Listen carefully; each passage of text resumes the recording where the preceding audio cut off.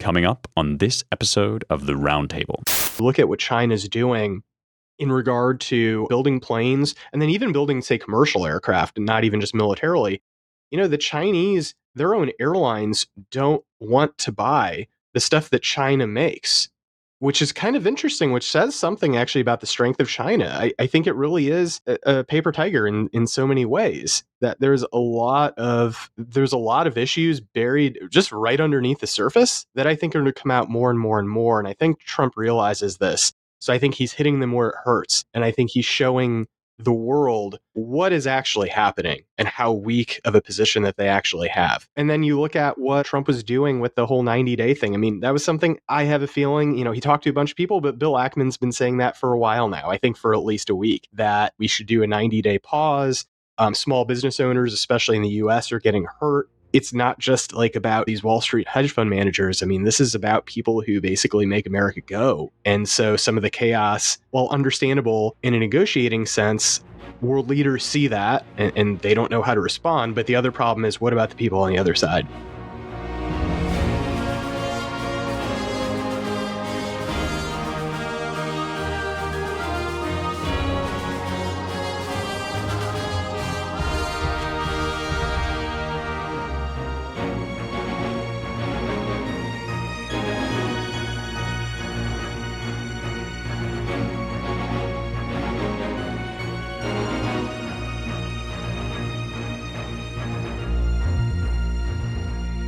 Welcome once again to the Roundtable, your weekly publishers and editors podcast here at The American Mind. I'm your host, Spencer Clavin, associate editor of the Claremont Review of Books and Hungarian communist mustache editor of The American Mind. We don't do video, but the guys on the chat can see that I've come back from Budapest with what my father called the mustache of a 19th century Eastern European communist, which is a little bit of a roast, but I'm honestly not mad about it as a look, as long as I don't also come back with the views of a European communist. But actually far from it. When you go to Hungary, you come back at least 10% more based. It's part of their international trade agreement with us that all people returning back over the border get more conservative by at least 10%.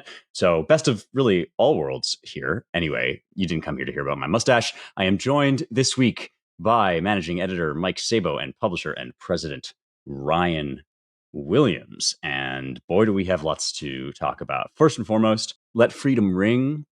Let the white dove sing. Let the whole world know that today is a day of reckoning. Let the weak be strong. Let the right be wrong. Roll the stone away. Let the guilty pay. It's Liberation Day. April 2nd, Donald Trump announces finally, after much hemming and hawing, I would say, his wholesale, wide-reaching tariff regime. By the way, that song is Martina McBride classic, if you're wondering, 1993, and it's supposed to be Independence Day. But Trump has now, he claims, liberated us from our various trade entanglements.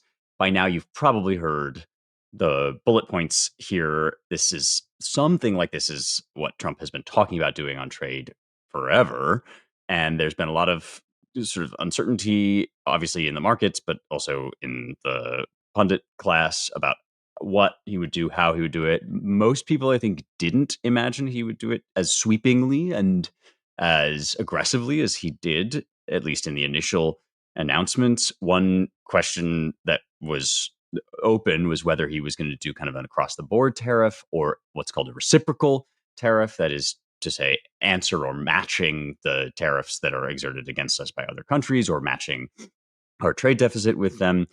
It turned out it's kind of the why not both meme in the end. There was a 10% tariff applied across the board to basically all countries.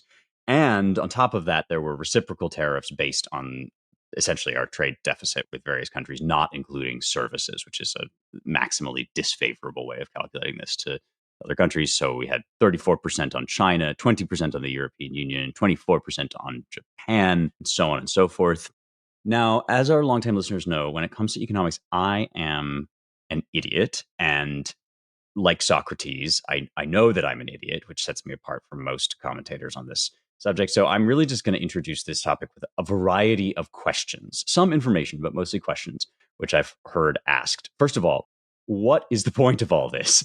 Two major options have been floated. One is to establish a strong opening position in an ongoing negotiation. In other words, this is Trump as dealmaker, businessman, master negotiator, who's adopting the tactic of saying to basically every country in the world, look, you've been freeloading for too long, and this is what it would look like if we were to play fair, to level the playing field with you. Now let's talk. Now come to the table and rearrange your individual deals with us, country by country. Another possibility is that this is an effort to reshore American manufacturing capacities and so forth. In other words, not to reopen trade with other countries on more favorable terms, but to reduce that trade, reduce the amount that we, I suppose, export and import, although mostly import, and instead make stuff here, which would entail a variety of other complications, like how much stuff can we actually make here? Is it going to be more expensive? And so on and so forth. Then there's an option which many people seem to be discounting, but which I am not. And that is that this is somehow both of those things, that there is a negotiation going on here, but also as an outcome of that negotiation, there will be some reshoring and some return of capacities home. So this is one question. As usual, the sort of usual suspects are accusing Trump of rank idiocy and saying that he's got no idea what he's doing and he's totally incoherent and that all of this is ex post facto rationalization. I'm not so sure, but I'm also not so sure exactly what the end game is here. On Wednesday, Trump said, for decades, our country has been looted, pillaged, raped, and plundered by nations near and far, both friend and foe alike. American steelworkers, auto workers, farmers, and skilled craftsmen. We have a lot of them with us here today. They've really suffered greatly. So that would suggest a kind of protectionist agenda. On the other hand, very recently, right before we started recording this on Wednesday as usual, Trump truthed that for most countries which are coming to the table, there's going to be a 90-day pause and a substantially lowered reciprocal tariff during this period of 10%. So now the administration's position seems to be this opening negotiating gambit was effective. People came and tried to open discussions. Japan, South Korea, some of our major trading partners are willing now to talk about what they need to do to get these tariffs rolled back. And so he's going to give them a grace period to do that, except for China, which has been basically signaling a trade war with us, that they've ramped up their tariffs against us. And so Trump said in the same truth post, I am hereby raising the tariff charge to China by the United States of America to 125%, all of which raises another question, which is what is the ultimate arrangement of geopolitical allies more generally that Trump sees emerging out of this? Trade famously is never just trade. It also involves the possibility of hot war and not just of trade war. And it certainly signals who we consider our allies to be and who we want our enemies to be, or whom we want to kind of antagonize. As usual, again, the party line, as it were, against Trump here is that he's absolutely slapping our allies in the face wantonly and for no purpose to no end, just disrespecting longtime trading partners like England and Canada and Japan and South Korea, and that this is a pointless and foolish display of strength. I find that an unlikely account of the situation, but I would like to know what you guys think is the right account of the situation. Is it that Trump wants effectively to elbow or shoulder China out of a eventual free trade union that includes European countries, some Far East Asian countries? In general, just I now hand this pile of questions over to you. What is the end game here? Oh, and one last piece of information that Mike sent by that we should know, which is that in the wake of this 90-day pause, stocks, which had previously been dipping as a consequence of shock at this grand announcement, have now kind of jumped back up. So obviously still a developing story, but much, much, much more complicated than basically anybody I'm listening to seems to be admitting. And usually this is a situation in which people's supposedly objective analyses of the mechanics of how things work get subsumed into their ideological commitments about how they want things to work or who they want to succeed. So with that, now I turn this over to you guys. What do you think Trump wants? How well do you think he's going about getting it? He wanted to make good on a promise long standing to, in the words of Scott Bessent, help Main Street, even if it's at the expense of Wall Street. I think that's what he's pursuing. Now, the reorientation of global trade around much less of a trade deficit for the United States, which would mean a lot more manufacturing, et cetera, in the US and less pure retail exports, for lack of a better word. That's a long-term project. It's certainly not going to get done in the next 18 months. And this administration should be, I hope they are, eyeing the midterm elections, which, if they go very badly for them, which is certainly a possibility with this risky gambit, the question is, do they have time to execute? For anyone who wants to have a good look at the political economy of it and what to watch over the next 18 months, I would direct everyone to Henry Olsen's writing and podcasting. He went through the various scenarios on his recent Beyond the Polls podcast. Henry has been a very prescient observer and predictor of sort of Trump's sort of political health over the last 12 years or so. So people should take a look at Henry Olsen's stuff. Yeah, I mean it's the product of what seems to me to be a team of rivals within his economic advising coalition, both internal and external. So it's all kind of a mess in terms of messaging. You have Bessent, who it seems wants to have some help with lower debt costs and refinancing $9 trillion worth of debt coming up here in the next few quarters. But Bessent also saying, that Wall Street has had a good run for decades. It's now time for Main Street. So that would signal less of a concern with equities markets and more of a concern with the long-term manufacturing reorientation. Lutnick is sort of in the same camp, maybe more bullish on the pure tariff side. Peter Navarro is, of course, a tariff maximalist, and I think probably wants pretty high trade deficit oriented tariffs going forward. And then you had Musk from the outside saying that Navarro is, dumb and in colorful language, and this is all stupid. And now, of course, touting that this was all part of the plan, and the 90-day pause is great, and we're going to renegotiate everything, and it's going to be awesome. As far as what Trump wanted to do, as I said, I think he wanted a big reorientation, something dramatic. And I think, as he usually does, he's sort of rolling with what works and the best deal he can get out of this.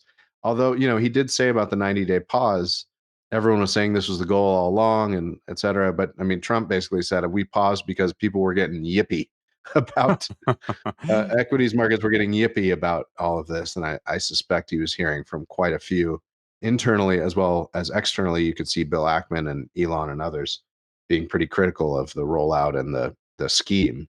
So I have a hard time believing that this was all foreseen by Trump from the beginning, although he certainly is plenty capable of, and you've seen it in the past on various other issues, of doing something dramatic, some big opening negotiating position, causing his allies, rivals, and everyone else in between to kind of show their hand in various ways and react to him, and then him rolling with the punches and getting what he sees to be a good deal for America done.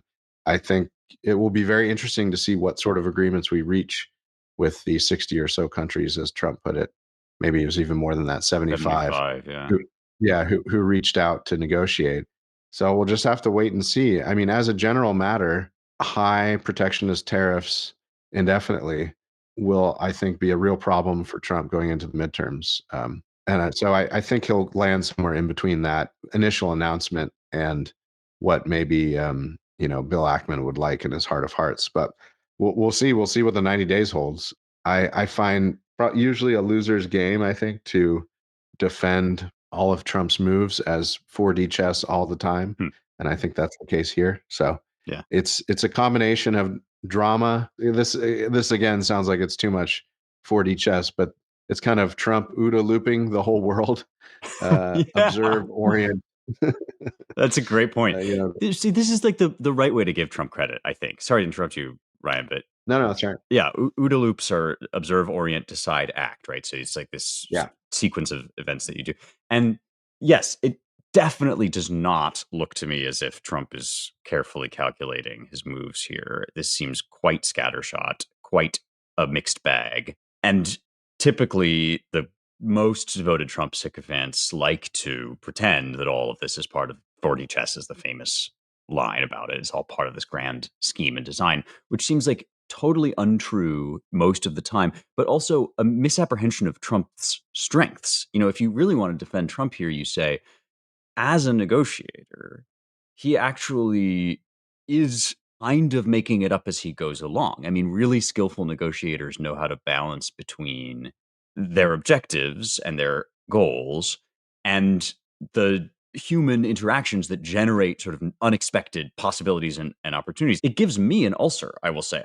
I'm not a good negotiator precisely because I like to be as forthright as possible and just kind of get there and move on. But Trump does have this mode of operating. Whether this is, I mean, it's a huge gamble, and it's a huge gamble short term and long term, right? It's both what's going to happen in the midterms and what the stock market's going to do in their immediate reaction to this. But then in a larger sense, it's a legacy gamble to reorient the entire world order. I mean, it really is an attempt to like throw the chessboard over and start again, for which many people make good arguments. There are lots of things about the current arrangement that's unfair, and we've discussed them on this podcast. But really, like, everything is currently up in the air, like at that civilizational level. And Trump, I think, is somebody that kind of likes to live there and is pretty good at operating there. But it gives me hives. Side note, and then Mike, I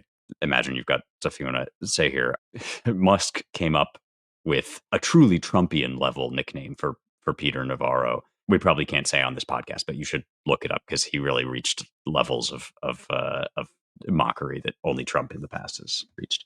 Yeah. Yeah, and I'll just close with one last thing, which is that it always seemed true to me that a big part of this was signaling to China that softball was over, and the now announced, I mean, that truth that you read, Spencer, also announced 125% tariff on China. Yeah. China's in real trouble. They've been dumping treasuries for days now. They have a very manipulated and controlled domestic currency market, and it's an open question of how shoddy their national economy is right now. They've got a lot of debt, so they're probably, I mean, I don't know that the leadership in Beijing panics.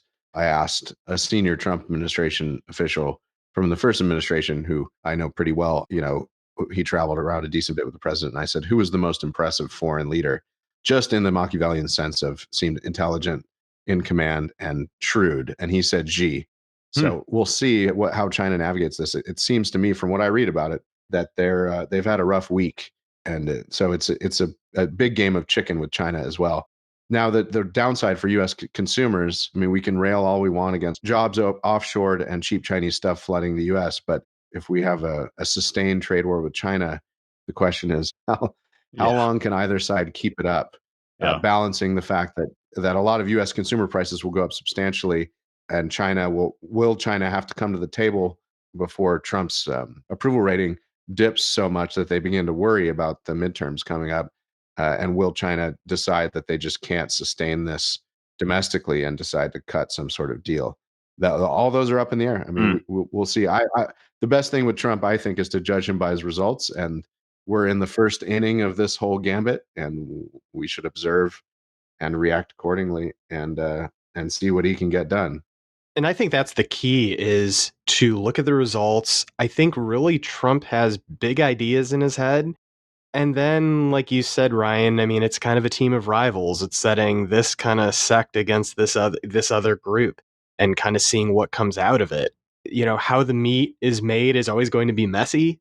We always may not like it. There's going to be a lot of panic. Certainly in, more establishment kind of conservative circles, you have kind of the free trade fundamentalist group who even the word tariff is said and they immediately, start going to their blogs. So that's going to set them off. But I think this is just a big view of reordering trade, reordering U.S. national security, supply chains. This is the opening, inning in, I think, a very long game. And there's so many moving pieces and parts. That's my question, too, is the midterms 2026. Okay, historically, I think the party that won the election right before that, I think they traditionally lose, in middle 20s in terms of House seats, and I think possibly even 3 or 4 seats in the Senate. And so if that happens, that would be a major blow to Trump. And I think you're right, Ryan, that would signal an end to at least this iteration. We'll see what happens. Obviously, Vance is going to run in 2028, but that could really hurt him too, especially if this doesn't go well. But with what's going on today, if we just end it at that, I mean, obviously, these are the results that Trump was wanting to get, no matter what he was saying publicly about, I'm not changing anything. This is what it's going to be. Yeah, the 9th. I mean, today is the day where everything went into effect, and he's already made massive changes. Was it always just to get China? I was actually just listening to a podcast, Eric Prince and Hillsdale president Larry Arnn. And Prince was talking about, look, even militarily, you look at what China's doing in regard to building planes and then even building, say, commercial aircraft and not even just militarily. The Chinese, their own airlines don't want to buy the stuff that China makes, which is kind of interesting, which says something actually about the strength of China. I think it really is a paper tiger in so many ways, that there's a lot of issues buried just right underneath the surface that I think are going to come out more and more and more. And I think Trump realizes this. So I think he's hitting them where it hurts. And I think he's showing the world what is actually happening and how weak of a position that they actually have. And then you look at what Trump was doing with the whole 90-day thing. I mean, that was something I have a feeling, he talked to a bunch of people, but Bill Ackman's been saying that for a while now, I think for at least a week, that we should do a 90-day pause. Small business owners, especially in the US, are getting hurt. It's not just like about these Wall Street hedge fund managers. I mean, this is about people who basically make America go. And so some of the chaos, while understandable in a negotiating sense, world leaders see that and they don't know how to respond. But the other problem is, what about the people on the other side? There's so many moving pieces.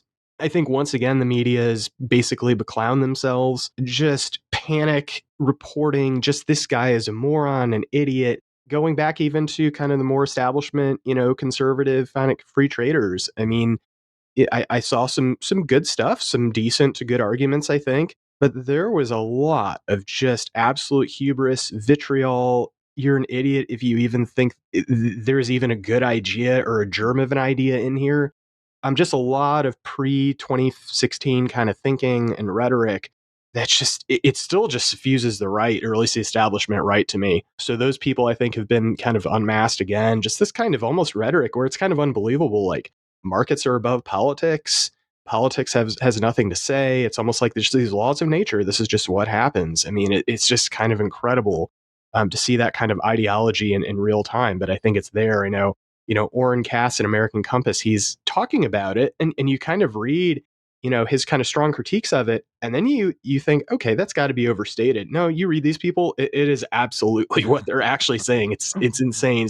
That's something that struck me actually quite a lot over the past week, is just how mired in conventional thinking that so much of the establishment right, especially in economics on free trade, still is. Again, this is not, oh, I love Trump, this is 60-40 chess, but it is to say that there's still a lot of learning and there's still a lot of ruin on that side. So yeah, Trump is playing dimensional inflation, like 64 DHS. right. New one on me.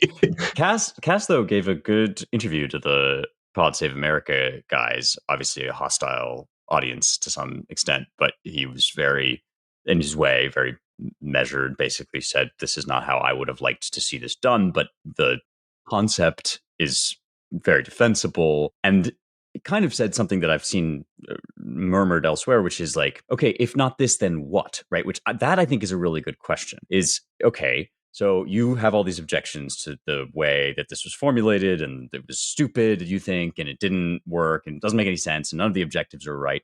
But if for a second you grant the premise that there are many people very dissatisfied with the current economy, and that it has squeezed out a bunch of lower middle class people from what was otherwise general, like, globalized prosperity, how do you propose to fix that? And I think Cass probably has a more granular answer to that question than most. But a lot of people that are in that camp you're talking about, Mike, who are just lamenting the sheer stupidity of all of this, don't actually have answers to that question. And a lot of the froth and the rhetoric is designed to disguise that. It's like they don't really care.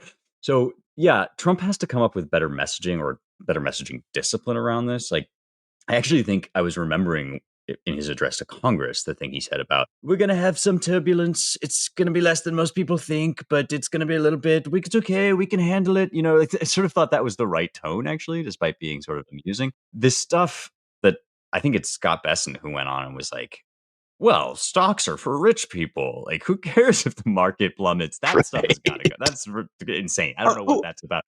It does, because it's like, I think if you look at Trump's base, just off the top of my head, it's a massive percentage, probably a majority that own stocks. So you're talking about people, and I've been seeing even on some more dissident right, the markets, it's all fake. Let's just burn it down. Obviously the Trump administration is not going to say that, but I think just if you're on the online space in general, that is just awful messaging. Don't go there. It's like, no, this is important, but I think it's a reordering of the things that we thought we knew towards something that is going to fundamentally change things. Who liked the status quo, right? I don't think really anybody did. So if you give it to Trump, you say, okay, he at least is trying to do something courageous, something that needs to be done. Now, will it end well? We'll see, but at least he's trying to do something. Contrast this to Biden, this like senile figurehead at the top of this massive apparatus to just keep things going the way they were. Why would you want that? As you guys were both sort of indicating, the really nice thing here is there's literally nothing you can do about it. So all of this is like, in the end, sort of, yeah, it's fun to comment on and to predict. And I think Ryan's right. Like, we will wait and see what the actual outcome of it is. We should move on to our next topic. I also wanted to just talk about the constitutional issue and the separation of powers issue, which is interesting because people may have been shocked to learn that the president has this much power over tariffs. It's sort of a Cold War artifact. That's why Trump had to invoke this as a national security issue in order to have unilateral say over tariffs. And I would just say to everyone who hates that, talk to your congressman. And if you want to fix this, Congress could do it anytime it wants to. Now, given the current coalitional elements of Trump and his popularity amongst the base, I don't think Congress is going to mess with that system anytime soon. But if for anyone who's made nervous by the executive discretion in operation here, Congress is the venue to fix that, and they could do it anytime they want to. Good point. Yes, I'm glad we addressed that, since it's a sort of ongoing narrative about this Trump administration that is autocratic, which actually feeds nicely into this next topic. We wanted to talk about a couple Supreme Court decisions, one in particular that was handed down about immigration. And this is in the case which you may remember, we talked about it earlier on the podcast.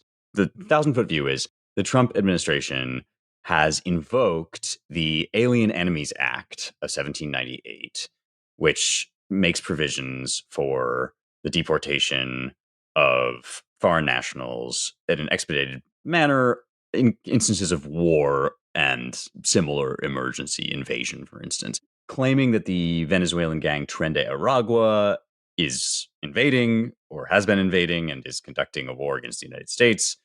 The Trump administration has been deporting Venezuelan nationals, 5 of whom brought a case against this whole sort of shebang to a DC circuit court under Judge Jeb Boasberg. And they brought it, importantly, along with what's called a putative class, which means everybody else that might fall under the heading of this law and this regime is technically included in Boasberg's decision. So he made his decision for these 5 plaintiffs, but also for everybody. And he said he issued a TRO, a temporary restraining order, which then therefore applied to the administration's ability to conduct this style of deportation across the board. And this, naturally, the government has appealed, and this has come before the Supreme Court, and they've just issued a broadly favorable to Trump ruling, but with some interesting nuances that we should discuss. The per curiam majority opinion makes very clear that this is a pretty limited decision, basically stating that Boasberg had no business opining or pronouncing on this matter at all in any respect, because although all the judges are in agreement that deportees and detainees are entitled to due process, in other words, they need to be given a chance to prove that they are not actually Venezuelan nationals or whatever, and that you can't just deport them without allowing them to make their case. Everyone agrees about that. However, the rightful place for them to do that is in the district of confinement, which in this case I think would be Texas. So the opinion reads, for all the rhetoric of the dissents, today's order and per curiam confirm that the detainees subject to removal orders under the AEA, that's again the Alien Enemies Act, are entitled to notice and an opportunity to challenge their removal. The only question is which court will resolve that challenge. For the reasons set forth, we hold that venue lies in the district of confinement. In other words, this falls under habeas corpus and not any other mode of redress. Justice Kavanaugh added in a concurring opinion that this is how we've dealt, for instance, with Guantanamo detainees and other war detainees in the past. So it's basically consistent with the court's and with the country's position on this matter. So many things have yet to be resolved. And indeed, the court signals with this opinion that it is open to, and lower courts should be open to, hearing challenges to this entire proceeding. This is not a decision that Trump absolutely is right about the AEA or anything like that, but only specifically that this particular act, basically by Boasberg and by the plaintiffs who obviously sought out a favorable court by going into DC, that this was all judicial overreach. And I think probably especially the idea that Boasberg can just enjoin Trump from doing this at all, full stop, in this putative class dimension of it has now been thoroughly refuted. And I think kind of plays into Trump's general narrative that although the courts have power, the power is not unlimited, and you can't just get any random court to pronounce on any random thing. You actually have to have the right jurisdiction. But there's still basically due process in the issue of, let's say ICE comes to my door tomorrow and says, Mr. Clavin, you're being deported. I still get a chance, obviously, to say, no, here's my passport, in so many words. This is important because of what the per curiam decision notes, which is the rhetoric of the dissents. And I would add the rhetoric of people generally who have been talking about this, as if what will now happen is American citizens will be rounded up and, as undesirables, shipped off to an El Salvadoran hellhole with no redress whatsoever and no court appearance. I'm reading now from Sotomayor's dissent, in which she writes, the implication of the government's position is that not only non-citizens, but also United States citizens could be taken off the streets, forced onto planes, and confined to foreign prisons with no opportunity for redress if judicial review is denied unlawfully before removal. History is no stranger to such lawless regimes, but this nation's system of laws is designed to prevent, not enable, their rise. Girl, what you talking about? What are you on? This is like the craziest thing I've ever read. I will say that when you pull back the camera from this, which is basically taken off of MSNBC, and you ask what's really going on here, I never thought I'd say this, but Sotomayor's dissent is actually sort of helpful in almost unintentionally revealing the actual stakes of this admittedly kind of minor decision on a narrow point. Everyone agrees, as Sotomayor also sort of concedes, everyone agrees that you should get judicial review of whether or not you are actually a foreign national. And even indeed, whether it's right for Trump to declare war against Tren De Aragua or say that there's already a war or invasion going on from Tren De Aragua. I find this a little iffy myself. It's kind of a stretch. But everyone is on the same page, at least in the court and more generally, that like that's something you can bring a case about. So there is actually no possibility here that we're going to slide naturally into just rounding up undesirables, even if they have American citizenship. This is solely pertaining to the idea of habeas corpus, that you have to basically make this case where you're detained. Why does this matter? Well, because of the Boasbergs of the world, who are obviously set on obstructing Trump, and because this does enable Trump to effectively divide and conquer, to force these people to bring their own suits, not class action suits, in locations that are less favorable to sort of anti-Trump activism. And Sotomayor basically says this. She says the government can transfer detainees to particular locations in an attempt to secure a more hospitable judicial forum, rather than seeking to enjoin implementation of the president's proclamation against all Venezuelan nationals in immigration detention. Detainees scattered across the country must each obtain counsel and file habeas petitions on their own accord, all without knowing whether they will remain in detention where they were arrested or be secretly transferred to an alternative location. So in the midst of the typical Sotomayor-esque fever dream, there's actually some kind of revealing and interesting stuff here. And anyway, I lay all of this before you as usual and ask kind of what you guys think of it. What do you think the disputes will be now going forward, and what's likely? What sorts of fights do you think the Trump administration wants to pick? Well, I think you're right, Spencer, that this whole case, the sub rosa fight is over. Well, I'll argue for what I think Roberts is up to, which is he's continuing to chip away at the ability of district courts and even appellate level circuit courts to halt the operation of the executive branch through not even injunctions, but through temporary restraining orders. And one of the dissent's complaints is that, look, traditionally TROs, as they're known, are not really that appealable. And I think implicit in Roberts's opinion for the court is that these are basically not TROs, they're injunctions. And so behind all of this is this displeasure, I think, especially on the right in recent years, with the ability of some distant district court judge to halt, in all cases, that is, as a class at one time, the administration from carrying out a policy. The other thing behind this, too, which the court doesn't reach, as you mentioned, is the constitutionality of Trump's invocation of the Alien Enemies Act. I mean, the argument from the dissenters is that, look, this has only ever been invoked before during times of war. There's statutory language that permits it, as Stephen Miller has pointed out. Hostile incursions apply. And you've got Tren De Aragua, which Miller has interestingly, and I think it's a good way of thinking about it, likened to a pirate gang acting kind of as a quasi-arm of a foreign state, that is the Maduro regime in Venezuela. So, I mean, the complicated facts of this transnational criminal activity that we witness now makes the Alien Enemies Act plausible and Trump invoking it. Now, as I said with the tariff stuff, if people are really upset about this, Congress could fix it when it wants to. It could revise the Alien Enemies Act. It could clarify it. It could repeal it. So, but I think what this case is really about is the majority deciding we've got to start chipping away at this use of temporary restraining orders to halt the functioning of the federal government.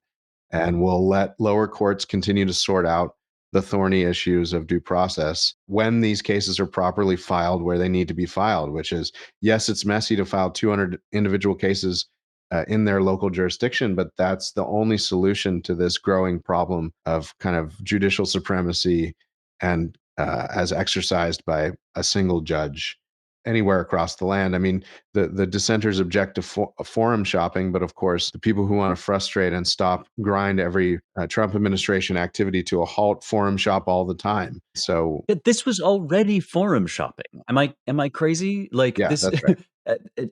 People keep talking as if now it's open season for Trump on forum shopping, but what actually happened is that the plaintiffs forum shopped, and then the Supreme Court said you can't really do that. In fact, there's like rules about this. Maybe I'm misreading that, but yeah, no, that's right. So it's this is Roberts' style, right? Is to, rather than to, maybe he's waiting for a case where they really slap down the use of TROs and basically de facto injunctions from district court judges, universal injunctions as they're known. Maybe that's coming down the pike with some more favorable case. But Justice Jackson also dissented, and Sotomayor and Jackson both. So Jackson more explicitly said, why are we doing this on our emergency docket? Normally, we should have just let the DC Circuit continue to get briefed. It should have bubbled up to us normally. There's no rush. Then we can get fully briefed and make a more consequential decision with more information at hand. And I think the Roberts majority has decided we need to start nipping this in the bud. And all of that can follow, but at least we can put a little bit of a break on this. I just wanted to flag the other howler in the dissents, which was from Jackson in her last paragraph. I lament that the court appears to have embarked on a new era of procedural variability, and that it has done so in such a casual, inequitable, and in my view, inappropriate manner. At least when the court went off base in the past, it left a record so posterity could see how it went wrong. And then she cites Korematsu, which is the Japanese internment case. With more and more of our most significant rulings taking place in the shadows of our emergency docket, today's court leaves less and less of a trace. My marginalia in that, Korematsu wasn't even this bad. That's sort of what Jackson is signaling, a ridiculous rhetorical flourish. And I would encourage everyone, if you want, so all of this, in a way, the habeas proceedings, the ability of the administration to not deport in the case of these earlier cases that I'm going to cite, but if you want a nice primer on how this has all gone in the global war on terror history, go read Roberts's long dissenting opinion in a case called Boumediene v. Bush from 2008.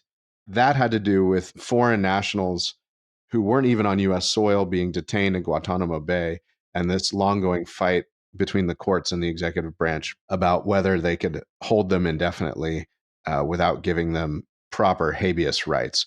I only flag that it's not strictly analogous, but it's a good opinion to read, and it helps put some context into what is a long time fight between the courts and the executive branch over its conduct towards in war or quasi-war or quasi-hostile incursion, and its approach to people who aren't citizens of the United States and who may be adversely committed to doing harm to the citizenry.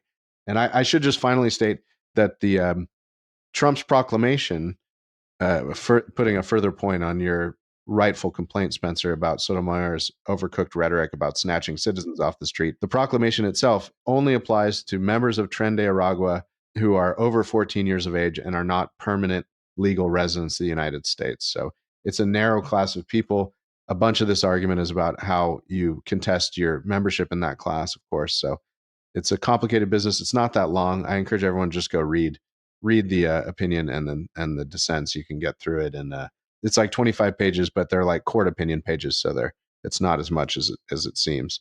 We should be doing that more, frankly, which is actually reading court opinions, because we are part of the audience for those opinions, not just lawyers and appellate judges. Yeah, I mean, Justice Thomas has said, he writes his opinions, for the public, for people to read. So I would second that notion. This is not very long. Some of the pages, there's like one paragraph, and then you jump to the next, the dissent, whatever. I thought it was interesting, too, that Justice Barrett joined the dissenters, I think in part, not in full. So that was, an interesting thing. I know that the right, more and more, I think, not the establishment so much. There's an interesting divide. The establishment, guys like Ed Whelan seem to really like her a lot, but certainly in more dissident parts, really, there's definitely a dislike. Almost as much as Roberts himself, actually, which is interesting. You can call what Roberts is doing, I guess, form of judicial statesmanship. There's judges have to decide the opinions, but there's also these kind of tectonic plates, constitutionally speaking, that are shifting, and that he has to look out for the institution of the court itself. So there is a lot more going on. That's not to say that he's, disingenuous or anything like that. He obviously is writing what he thinks is true and what the law says. But there is more certainly going on in terms of fighting between the branches and that kind of thing, and trying to stake out his prerogative and stake his claim, and also try to fend off, I think, problems that he sees, I think, that the executive branch is facing. So I think that the opinion was a good one. I think it makes sense constitutionally, especially with the executive's prerogative and what Trump is trying to do, especially in this case. I think actually that same day, and this was a 5-4 decision too, which is, it shows you how important it was that Trump won the first time in appointing 3 justices, obviously with Barrett on the other side, but still. Also, I think there were 2 other cases or decisions that the court did hand down, actually, too. I think there was one where Roberts stopped a lower court from demanding the immediate return of an alleged MS-13 gang member from El Salvador. And then also the Fourth Circuit ruled that DOJ can access government data to sniff out fraud and waste. So those are 2 other things. All of this certainly helps Trump. This main case, it's not a slam dunk for Trump, but it certainly does seem to be setting up for, like you said, Ryan, an overall, I think, major battle in terms of nationwide injunctions, TROs, all these things. And hopefully what will happen is a return to, a vigorous use of executive power, but vigorous in the constitutional sense, in the Hamiltonian sense, that the executive actually can have control over his own branch and actually has the full power and authority that's vested in him in the office, and that he can use it, and that courts, that the administrative state, that Congress themselves has helped subdelegate their own power away to the administrative state, that we can return to some semblance of a constitutional government. So I think all these things are good. They're headed in the right direction. And I'm just interested in the future to seeing, some major decisions that really, just like Trump and trade, but that really shift the constitutional balance toward a more equitable form and toward one that I think the Constitution really envisions. Yeah, and I should say that our overreaction, I think, to this sort of case has to do with the extent to which we've looked at all of these issues through the lens of judicial supremacy. So, I mean, the real remedy for fixing a lot of this stuff, especially in this huge and expanding gray area of foreign policy or quasi foreign policy, I mean, it has aggrandized the presidency considerably, but it's really the fault of Congress. I mean, Congress can do all sorts of things to curb this sort of stuff if they want. Everything from the more indirect way of threatening funding and the power of the purse, all the way to modifying. I mean, people have been complaining that this statute is so old. The Alien Enemies Act. Yeah, that's certainly true, but it's still on the books. So if Congress wants to fix it, they can, but we just don't think that way anymore. We think there's always a court remedy for these sorts of things. And in a lot of these areas, it's much messier than that. You're right. Like, you go back to, fears at the founding about the legislature, just that branch being an impetuous vortex. And then you look at what's happened now, and they've just shipped it all out, and there is zero responsibility. So I think having Congress return some kind of power back to itself, whether, and that's really, I think, going to be really up to the voters. It's not really in many congressmen their own interest to do this. So it's really going to be up to the voters to kind of hold their feet to the fire. You're our language guy, Spencer. What is the opposite of an impetuous vortex? Well, I was about to say it's a vortex of something. Vortex, of course, classic Latin word meaning whirlpool, translation of the Greek dine. So what's the opposite? Like it's like a meek. It's a mullet. Yeah, yeah, exactly. It's like a meek centrifuge or something that spins everything off. I would say a lackluster heap. Sort of whatever's the most inert. It's like a mollass, a sort of clump. But it's certainly a vortex of iniquity and tomfoolery. So it's got that going for it, and probably always has been. Yeah, I mean, it's interesting. That's the theme of both our topics today. Is if you have a problem with a muscular executive, recover the force and the power of Congress. I am struck also. I just keep coming back to this idea. It's like first they came for the tatted up Venezuelan drug dealer, then they came for me. Like this sort of relentless assumption on the part of the immigration maximalist left that that American citizens are on a sort of legal continuum with illegal immigrants. Now, there is this, to my mind, quite embarrassing issue of the wrongfully the one guy that they got wrong, and this is, I think, Mike, is, if I'm not mistaken, this is what that other court case was about, which was they had basically been asked to bring somebody back within a particular time frame. They said they couldn't do it in that time frame, and the court said, "You're right. This is too soon. This is too short a time to actually achieve this." And once again, it sort of underscores the disjunction between the way we talk about this stuff and the reality. I mean, this too shows up in Sotomayor's dissent when she says the stakes are all the more obvious in light of the government's insistence that once it sends someone to CECOT, this notoriously severe El Salvadoran prison, it cannot be made to retrieve them. The government is at this very moment seeking emergency relief from an order requiring it to facilitate the return of an individual the government concededly removed to CECOT because of an administrative error. Now, stipulated again, that is an embarrassment that they got that wrong. But the actual scenario is not that the government is saying, and now it's completely out of our hands, and we've cast this person wantonly into the exterior darkness. They're saying, and the court is agreeing with them, that they can't do it in the time that they've been told to do it. There are many, many problems with how the Trump administration 2.0 has rolled out its agenda, which in general I am in favor of. There are many, like, there's a lot of messiness, a lot of stuff that we've critiqued on this podcast, including with the tariff rollout. This notion that one of the problems is Trump's aspiration to like steamroll our constitutional framework and become some sort of Mussolini figure.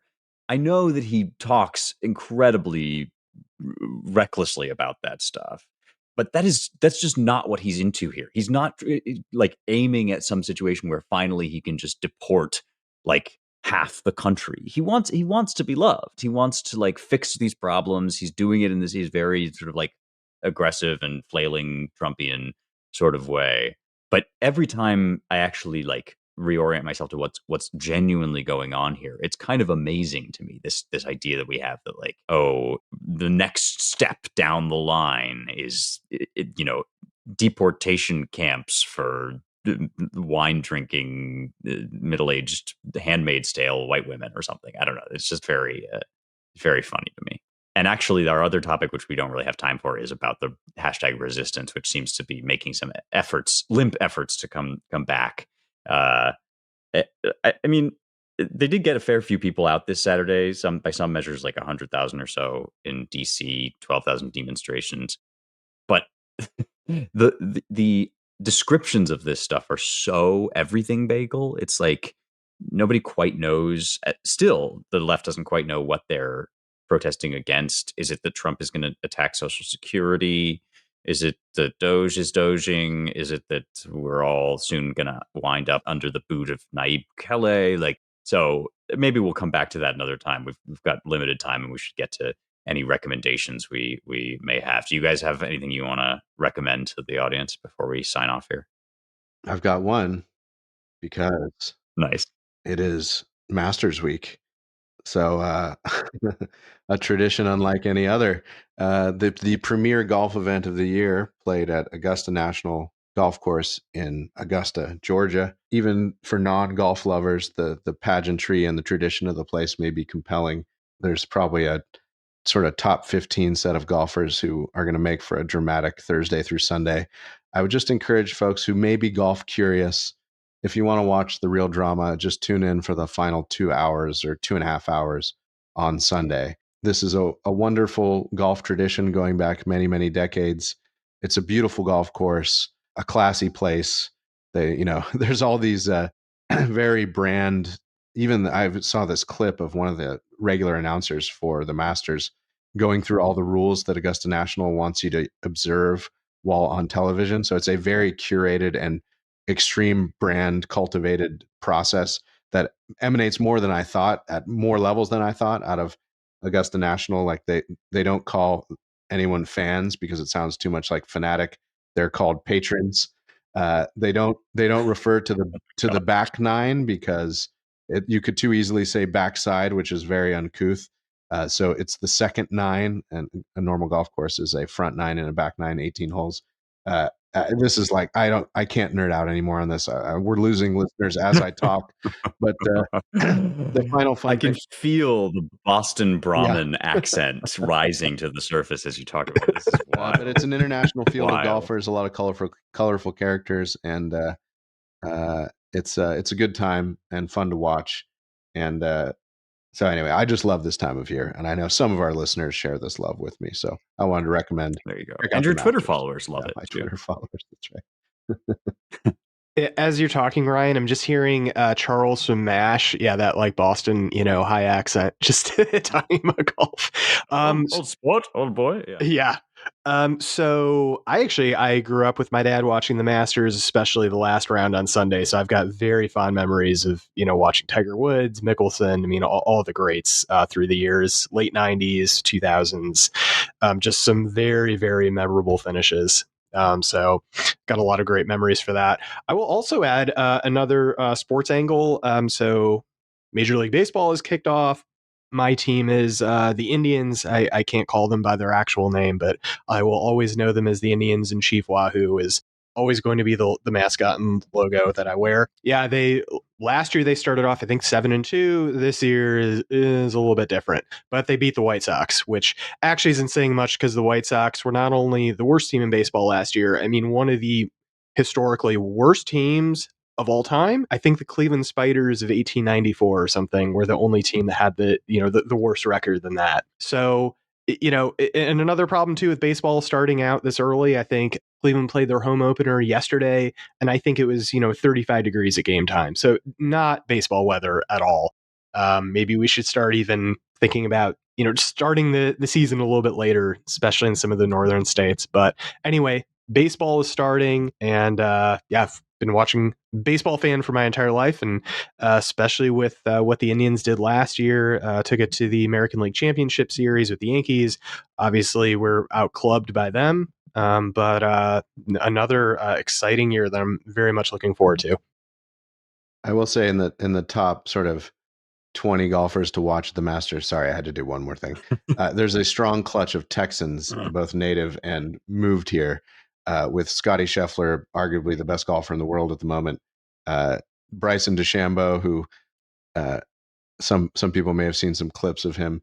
I forget how many tries it took. He spent maybe 11 days, 5 shots per day, trying to hit a golf ball over his beautiful big modern house in Dallas onto the green behind his house and get a hole in one. I think he did it on day 10 or 11. Wow.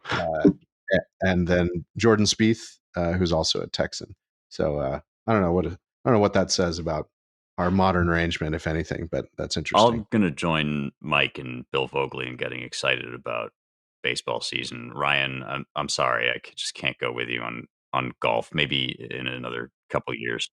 When I'm It's all right. mature. It's not for everybody. I will say though that my recommendation is actually just to briefly say I have taken 2 Ryan Williams recommendations, not 1 but 2, and both were superb or are superb. One is Mythic Quest, the Apple TV show about losers making a video game. Hilarious, hits all my sweet spots, love it. And the other is Fire Upon the Deep, the classic sci-fi novel published by Tor, the classic sci-fi publisher. Just absolutely beautiful in its economy of storytelling, high concept without endless exposition monologues.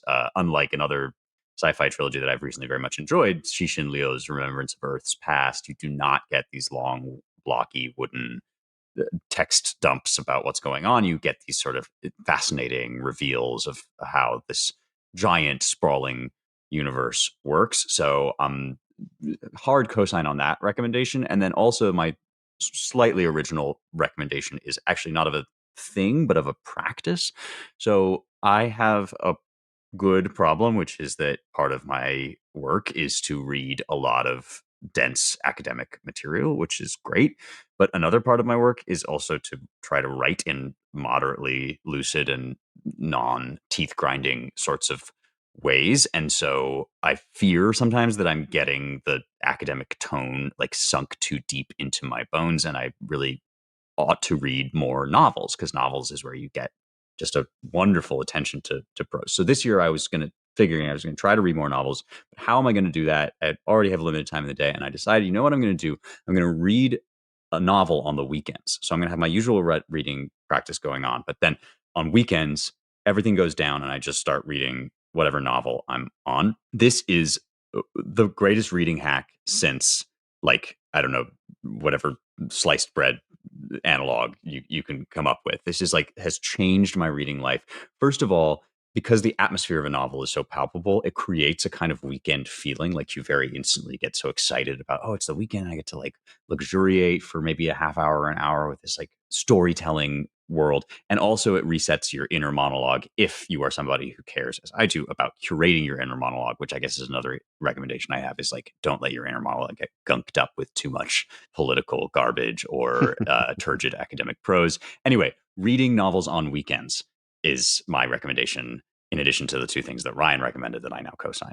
Okay, and with that, we have run out of time. This was lots of fun. I always enjoy when we have too much to say and have to skip one of our. Do you dunk your head in ice water at 4 a.m. Bro, before doing 4 novel reading on the That's weekends? that's rookie talk. 3:24 a.m. I love that. This is for our listeners who haven't seen this. This is a viral, one of these influencer routines.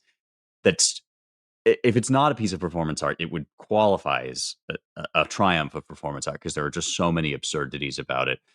Speaking as a sort of influencer curious bro myself, I initially wanted to defend this guy, but it was when he started rubbing when he started rubbing banana peel on his face at 5:32 or whatever in the morning that he really lost me. But my favorite comment about it was, this guy spends all day preparing for the next day. So true. It's so real.